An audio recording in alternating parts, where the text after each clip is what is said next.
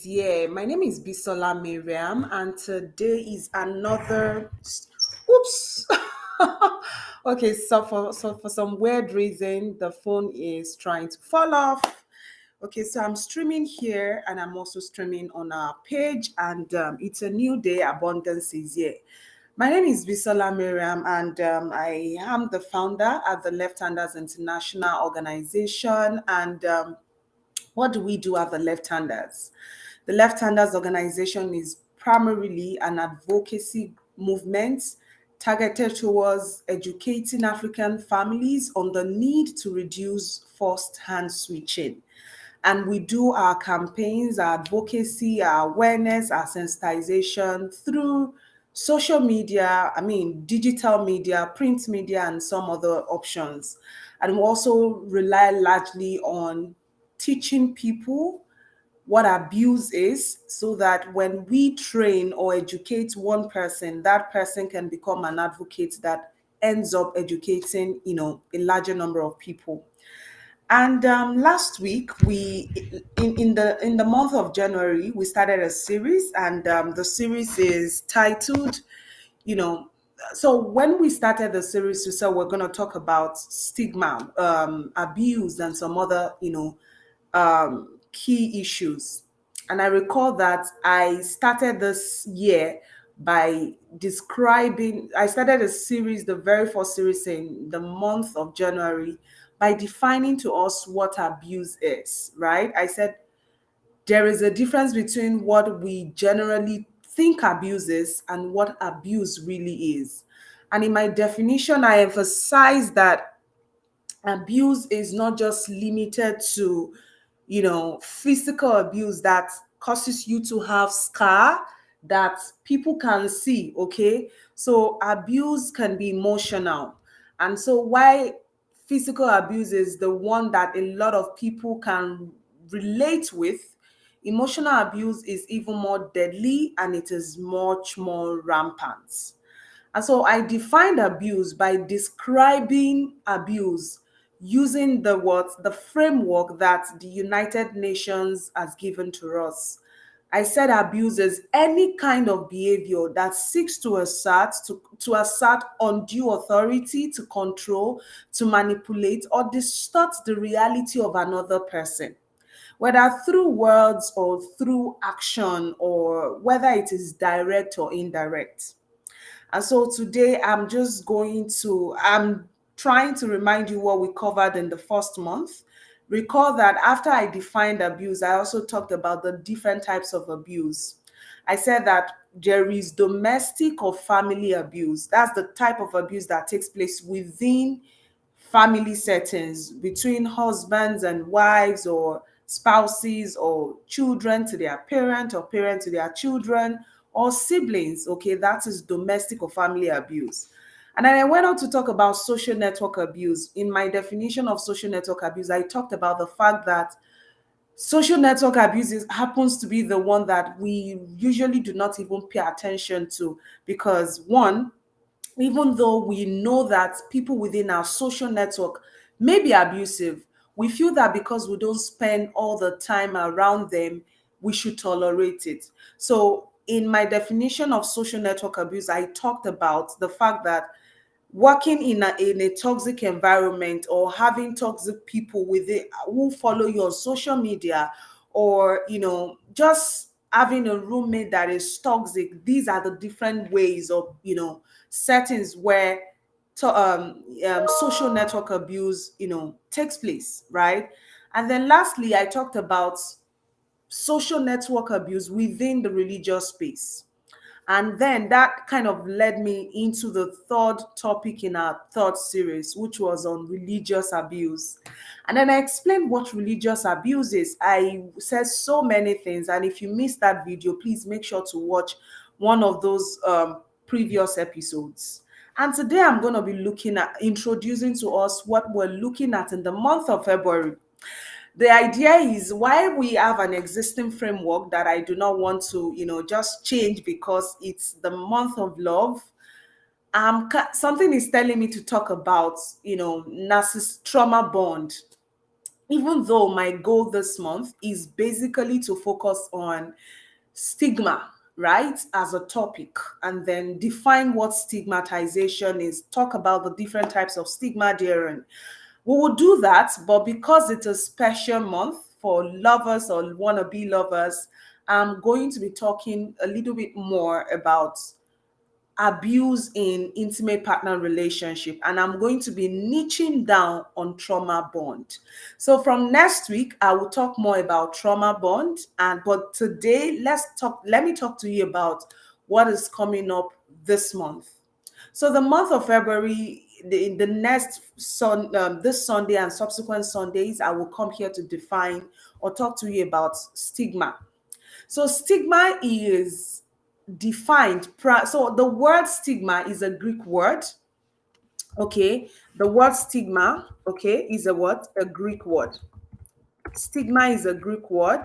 I'm going to be, defining this to you.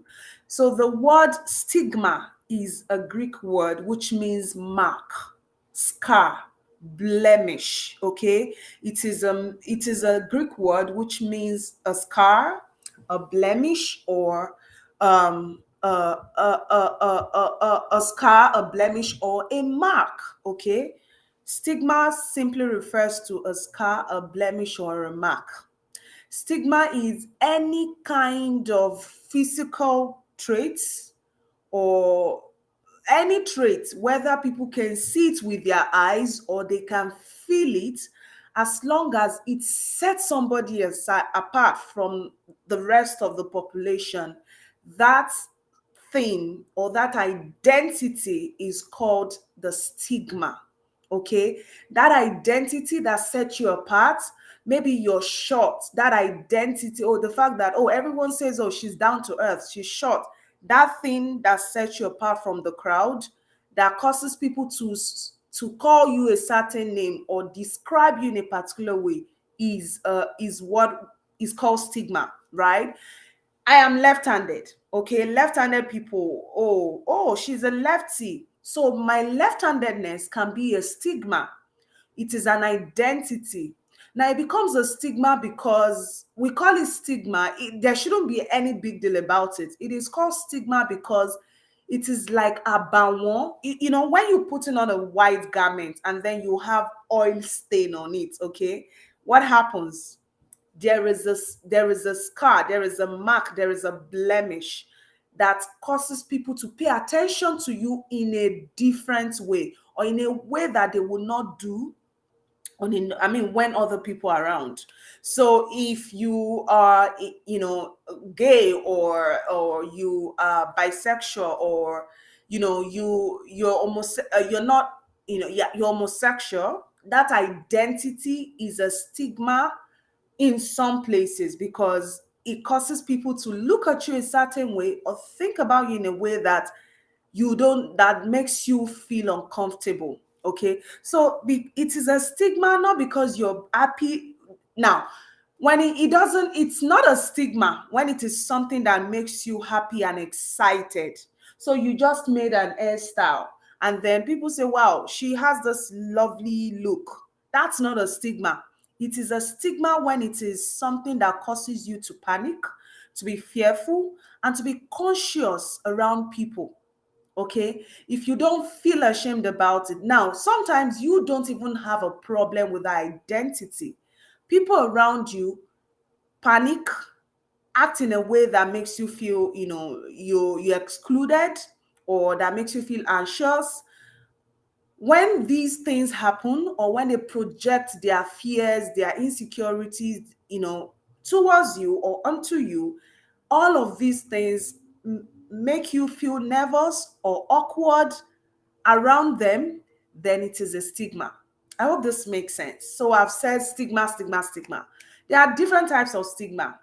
There is academic stigma, there is religious stigma, there's sexual stigma, there is identity stigma, there's physical stigma. Okay, there are different types.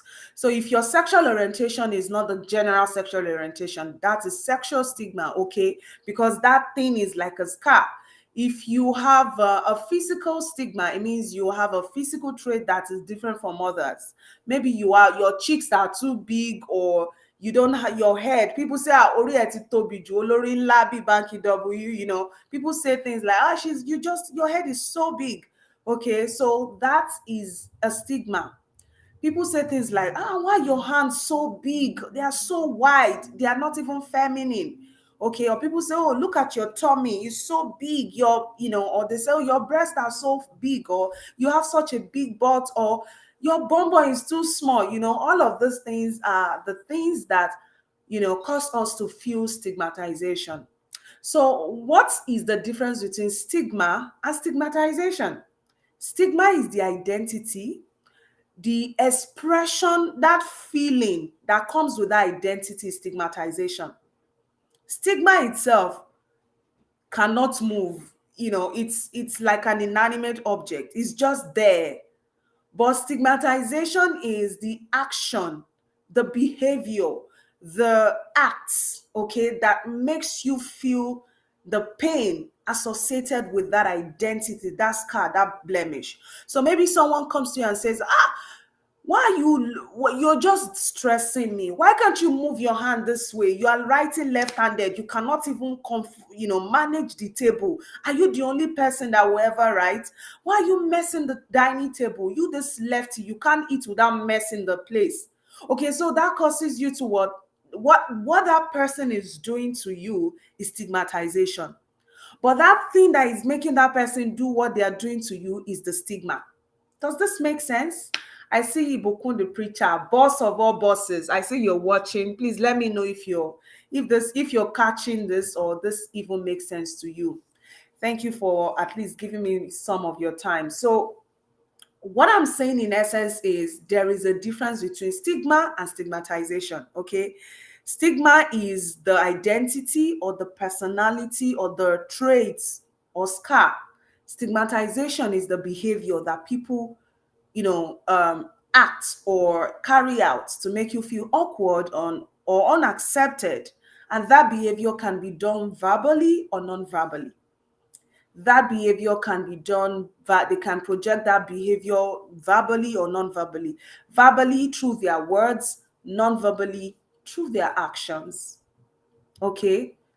Words or actions or even their inaction. So I'm going to stop here today so I don't overflog this. But next week I'll be back here to talk to you more about the different kinds of stigmatization, and the fact that there are a lot of people who are suffering from unseen scars because nobody feels their pain, nobody thinks they matter, and they just live their lives feeling sorry for themselves because people judge them, people call them names, people set them apart. But one thing you must understand is we all have shit we're dealing with, and you can't change who you have become. Yes, you can change certain things about you, but there are some scars that will never go away, no matter how hard you try. And so my desire is to encourage you, to give you hope, and to make you believe that no matter what you're going through, or no matter the identity you have, you are who God says you are. And you're powerful, you're beautiful, you're formidable, you're amazing. You are the best version of you, and there is no competition. You are, you're okay. You're perfect. Yes, there are things you must change. And when we get to that point, I'm going to talk to you more about the things that you can change and the ones you cannot change. Okay? I'll see you later. Abundance is here, there is no lack. And please, if you found this useful, make sure to follow us on Instagram. Make sure to, comment, drop a comment, tag somebody who needs to hear this, because this page is, I believe, is therapeutic. And the essence of this kind of content is to continuously create that awareness, because people are not talking and people are suffering, people are going through a lot. And it is our hope that through this community, we will change the narrative and help people heal from trauma, from mental health, issues, and other things that cause them to feel shamed, limited, stigmatized, and unloved. One thing is sure: love you. because no love out there can complement or fill you up. You need to be full and be full of yourself, be full of your own love, your own joy, your own peace, your own sanity. Just be there for you, and then the world can be there for you. Don't go do the other way around, thinking that you'll find joy, your peace, your happiness in the lifestyle you're living or the activities that you engage in. True joy, true peace, true happiness is within. And I hope you learned something today. I'll see you next week. Take care. Bye. And thank you for joining. Thank you so much, Ibukun the preacher, boss. Thank you for joining. God bless you.